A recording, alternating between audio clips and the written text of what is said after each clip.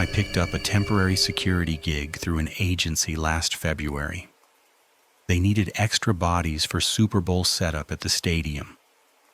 12-hour shifts walking the perimeter and checking access points, while contractors installed lighting rigs, concession equipment, all that. Pay was decent, $18 an hour, and it was only for the week leading up to the game. I'd been between jobs since December, so I took it. The stadium's massive when it's empty. I'd been to games before, but walking those concrete corridors at 2 a.m. with just emergency lighting and the hum of HVAC systems, it's different. Cold, too. They kept the heat low to save money during setup. My first 3 shifts were uneventful. I'd check doors, scan my badge at checkpoints, radio in every hour.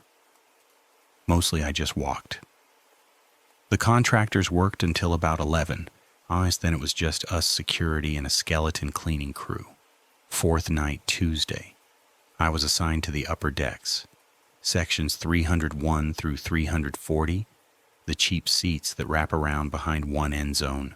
My supervisor, Rick, told me those sections were locked down. No work happening up there yet, so no reason for anyone to be inside. I was supposed to check the access doors every 2 hours, make sure the chains were secure. Around midnight, I was doing my first check of the 300s and 20s. The access door was chained, padlock in place. But when I shined my flashlight through the small window, I saw someone sitting in the seats. Just sitting there, maybe 15 rows up, facing the field. I couldn't make out much detail, dark jacket, maybe a baseball cap. They weren't moving. I knocked on the glass. Nothing. I radioed Rick, told him someone was in 323. He sounded annoyed, said it was probably a contractor who went up there to take a break and fell asleep. He told me to bang louder, wake them up, and if they didn't respond, he'd come unlock it.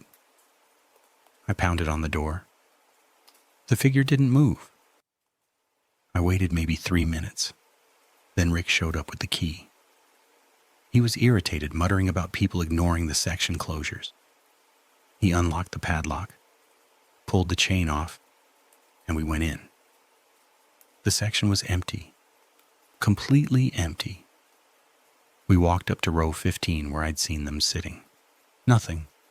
No trash, no tools, no sign anyone had been there. Rick gave me this look like I'd wasted his time. I told him I saw someone. I was sure of it. He said the lighting plays tricks up here, told me to stay sharp and walked off. I felt stupid. Maybe he was right, and the emergency lights cast weird shadows, and I'd been staring at empty seats for hours. I finished my round and tried to shake it off. 2 hours later, I was checking section 310, chained door, same routine. I looked through the window and there they were again. Same person, I think, same dark jacket. But this time they were standing in the aisle about halfway up, facing the door, facing me. My gut dropped. I'm not someone who spooks easy, but something about the way they stood there, completely still, not reacting to my flashlight. It didn't feel right. I radioed Rick again.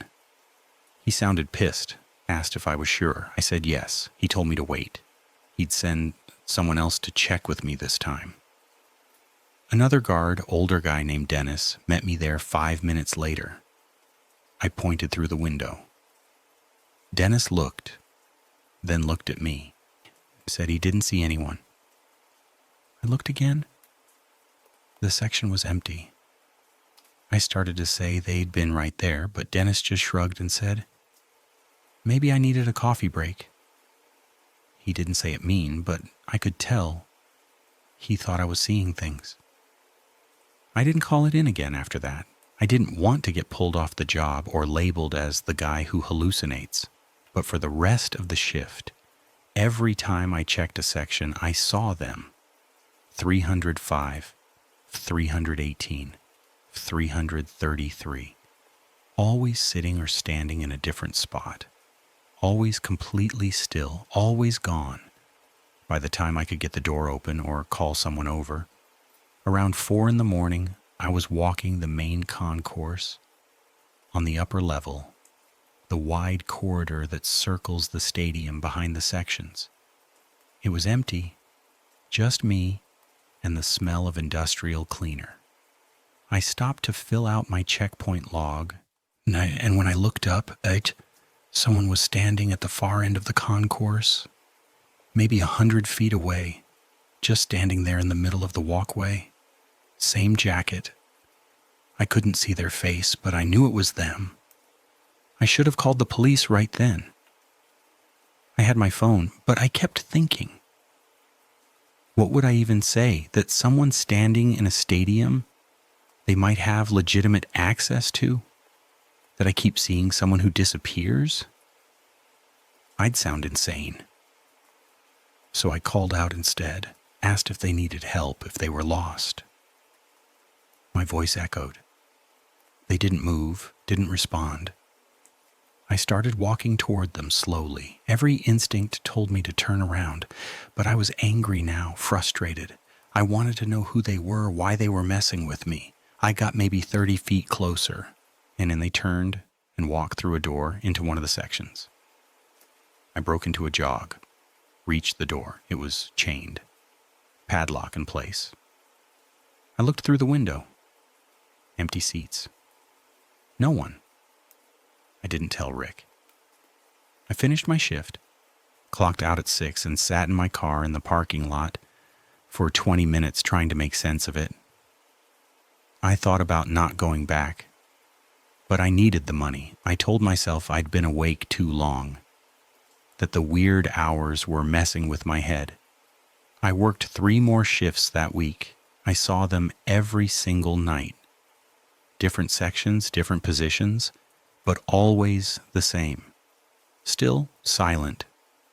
Gone when I tried to get closer. On my last shift, Saturday night before the game, I was checking section 328, and they were sitting in the front row, right against the railing, looking down at the field 60 feet below. Marcus, I didn't radio anyone. I just watched through the window for a minute, and then I left. The Super Bowl happened Sunday. I watched it at a friend's place. During the broadcast, whenever they showed crowd shots of the upper deck, I kept scanning the seats, looking for that dark jacket. I don't know why. I never saw him. I got paid the following week and didn't take another stadium job. I still don't know who they were or how they got into those locked sections. I don't know if they were a contractor or someone who knew the building or what. Part of me wonders if they were even real. If I had some kind of breakdown that week from stress or bad sleep. But I know what I saw. I saw them every night and they saw me. I think about it sometimes when I watch football now. I wonder if they're still there. Yeah, you're sitting in the empty sections after everyone goes home.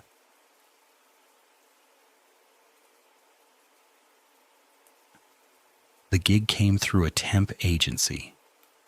3 days of driving a catering truck between the main kitchen depot and the fan festival grounds. Basically a massive outdoor event space set up in the parking lots around the stadium. They were expecting something like 80,000 people over the weekend leading up to the game. I'd done festival work before, mostly music stuff in the summer. So I figured it'd be straightforward. Load up, drive the route, unload, repeat. 12-hour shifts, decent pay. And they said the route was simple, just back and forth on a closed service road between 2 checkpoints. I started Thursday morning. The depot was in an industrial park about 2 miles from the stadium, and the service road ran parallel to the main highway but was fenced off for event traffic only. They gave me a high-vis vest, a laminated route map, and a radio that mostly crackled static. The truck was one of those big box vans with the company logo on the side. Bright red letters, hard to miss. I loaded up the first run around 6 a.m. Cases of bottled water, sandwich trays, that sort of thing. The sun was just coming up, and the whole area felt empty in that pre-event way, like a stage before the curtain goes up. The first few runs were fine. I'd drive down the service road past the chain link fence and the rows of porta potties still being delivered and pull up to the loading zone near the main food court setup.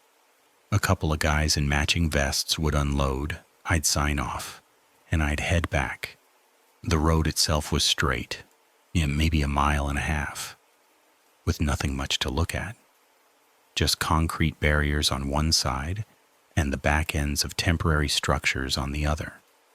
By midday, I'd done 5 trips, and I was already zoning out, listening to a podcast, barely paying attention. That's when I first saw him.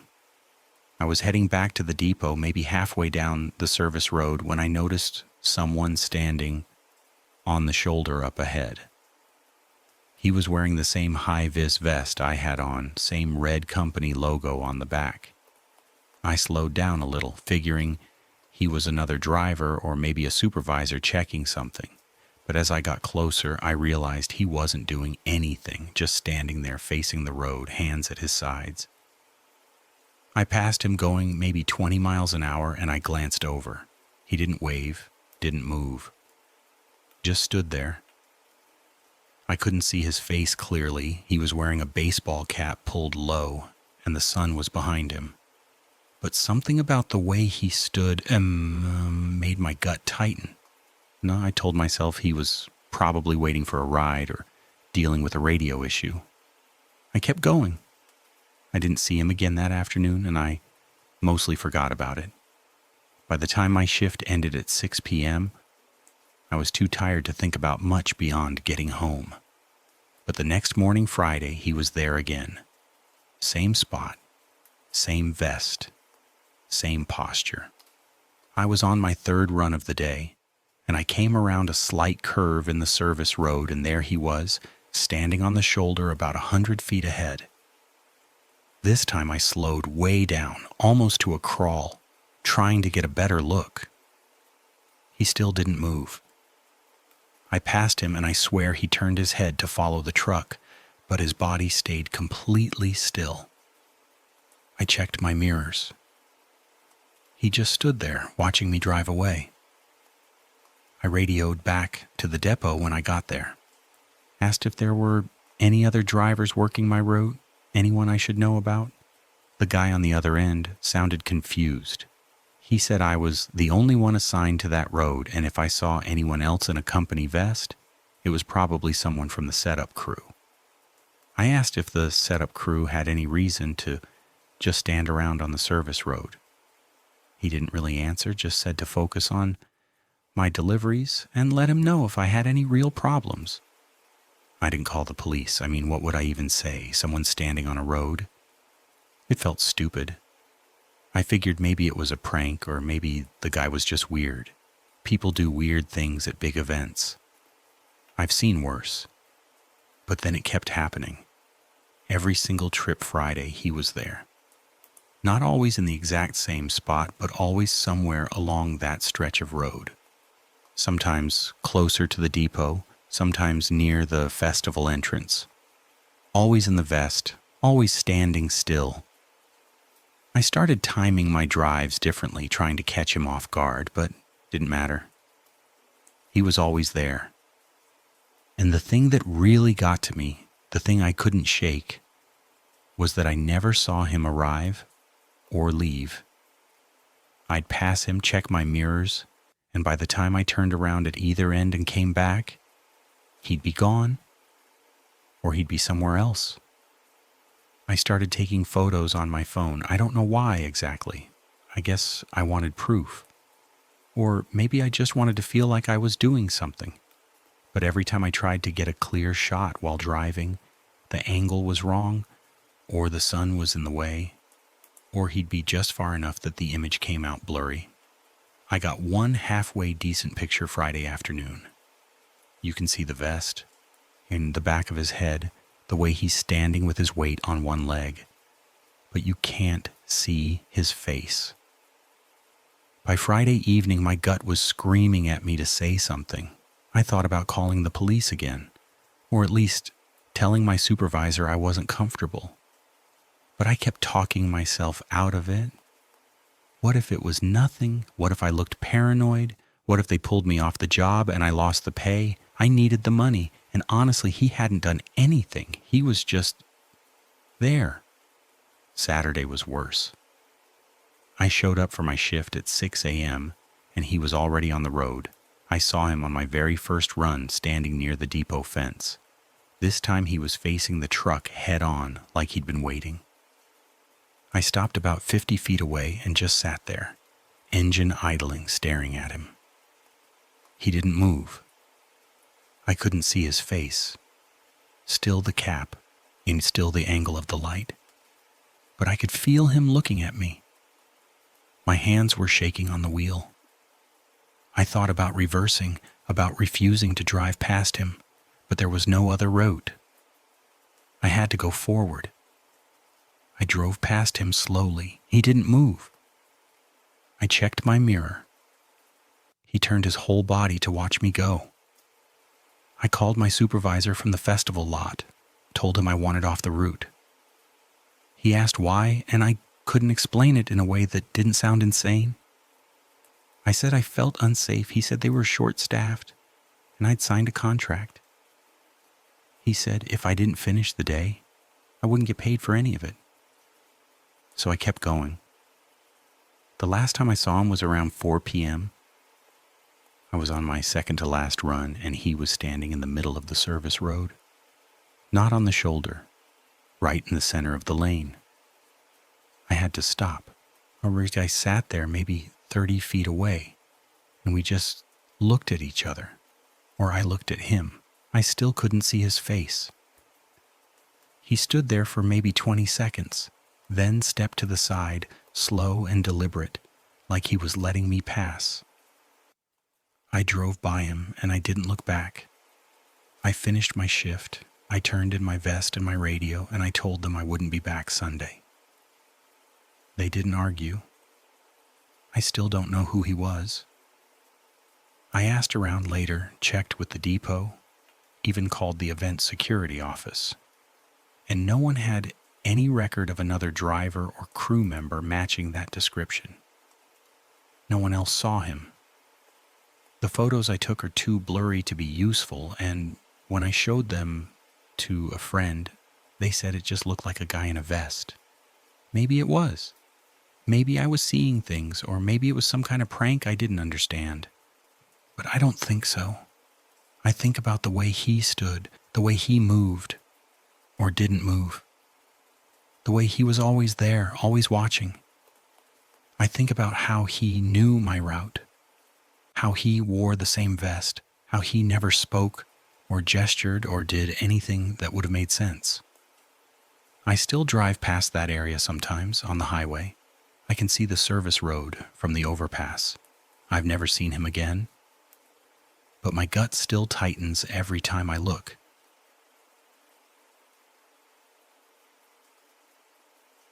I got the shuttle gig through a friend who worked for the transport contractor. Super Bowl weekend, they needed drivers to move VIP guests and corporate sponsors between hotels and the stadium. Decent pay, 4 days of work, mostly just sitting around waiting for dispatch calls. I'd been driving coaches part-time for about 2 years, so I figured it'd be easy money. The depot was in an industrial park about 15 minutes from the main stadium complex. We had a fenced lot with maybe 20 vehicles, luxury coaches, minibuses, a few executive vans. There were supposed to be 8 drivers total, working in overlapping shifts. I drew the late rotation, 4 p.m. to 2 a.m., Thursday through Sunday. Thursday was fine. Orientation, paperwork, vehicle checks, That they gave us all identical logbooks, black spiral-bound notebooks where we were supposed to record every trip. Pickup time, drop-off, passenger count, any issues. Dispatch would radio us the details, we'd write them down, complete the run, sign off. Simple. Friday started normal. I drove 3 runs in the first 4 hours. Hotel to stadium, stadium to restaurant, back to hotel. Standard stuff. Around 9 p.m. I returned to the depot to swap vehicles. Mine had a warning light, so I grabbed a different coach from the back row. That's when I noticed the first note. I opened the logbook that had been left on the dash. It was identical to mine, same contractor branding. But the last entry wasn't in my handwriting. It said, Hotel Meridian to Gate C7 2145, party of 6. I checked my phone. It was 9:10 p.m. I hadn't received that assignment. Eager, I radioed dispatch. Yeah, we have you down for Hotel Meridian at 2130, Gate C7, the dispatcher said. Should have sent it through 10 minutes ago. Radio issues tonight. I figured someone else had used this vehicle earlier and written down my next job by mistake. Weird, but not impossible. I drove the run. When I got back to the depot around 10:30 p.m., I parked and went inside to use the bathroom. The break room was empty. Most drivers were out on runs or had gone home. I made coffee, checked my phone. My gut was telling me something felt off about that note, but I couldn't pin down why. I went back out to my coach, opened the logbook. There was a new entry below the one I'd just completed. Handwritten, blue pen, neat block letters. Depot to Stadium VIP Lot A, 2300, solo run. I stared at it. I hadn't written that, and I'd been inside for maybe 15 minutes. I flipped back through the logbook. All my earlier entries were there in my handwriting. Then these two. Different writing, different pen. I called dispatch again. Do I have an 11 p.m. pickup? Let me check. Yeah, we've got you listed for Stadium 5 IP, Lot A at 2300. Solo deadhead run, bringing a coach over for tomorrow's early shift. Didn't we send that through? No, it's written in my logbook, but I didn't get the radio call. Huh. Well, you've got it now. Radio's been patchy all night, sorry about that. I sat there in the driver's seat, staring at the page. Someone had written my next assignment in my logbook before dispatch sent it to me. That didn't make sense. I thought about asking the other drivers, but the depot was almost empty. One guy was asleep in a van at the far end of the lot. Another was out on a run. Maybe it was dispatch playing catch-up, I thought. Maybe someone from the office had come out and written it down to save time, but why wouldn't they just radio me? I told myself I was overthinking it. I drove the run. Saturday was busier. More guests, tighter schedules. I didn't have time to think about the logbook. I completed 6 runs between 4 p.m. and 10 p.m. Wrote them all down myself, everything normal. Then around 10:30 p.m., I stopped for fuel at the depot. I left the logbook on the dash, went inside to pay and grab a sandwich. I was gone maybe 10 minutes. When I came back, there were 2 new entries, both in the same handwriting as before. Blue pen, block letters.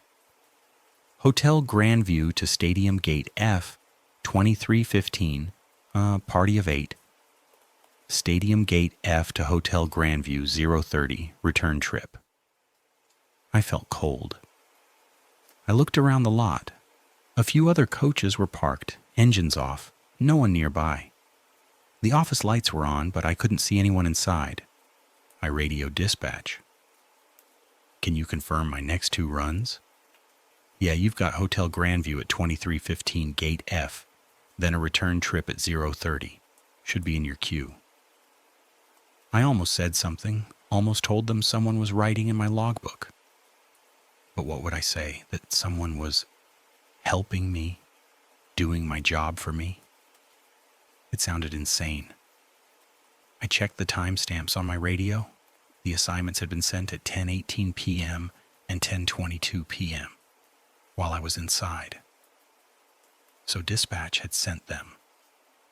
But someone had written them down in my logbook before I even saw the radio messages. Someone who knew my schedule before I did. I thought about calling the site supervisor, but I didn't know what to report. Nothing had actually happened. I hadn't seen anyone. There was no threat, just notes. Maybe another driver was trying to be helpful. Maybe I was being paranoid.